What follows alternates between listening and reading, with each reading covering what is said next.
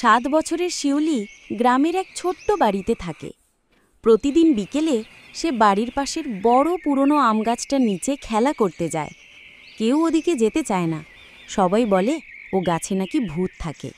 কিন্তু শিউলি ভয় পায় না, বরং সে একদিন সাহস করে গাছের নিচে বসে বলল, ভূত আছো, আমি বন্ধু হতে চাই। হঠাৎ গাছের ডাল নড়ে উঠল, আর এক হালকা আলোয় আবির্ভূত হলো এক ছোট্ট ভূত। দেখতে একেবারে তুলার মতো সাদা, চোখ দুটো টিপ টিপ করে জ্বলে। তুমি ভয় পাও না? আমি তো ভূত। না, তুমি যদি ভালো হও তাহলে আমার কোনো ভয় নেই।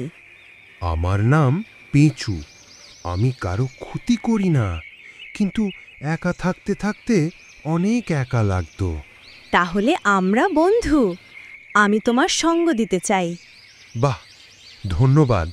আমি তোমাকে অনেক গল্প শিখাবো, রূপকথা, আকাশের তারা আর বাতাসের সুর। ও দারুণ! তোমার সঙ্গ খুব মজার।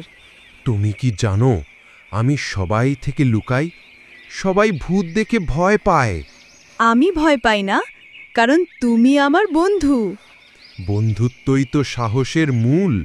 তোমার মতো বন্ধু পেয়ে আমি ভাগ্যবান। আর আমি তোমাকে পেয়ে খুশি।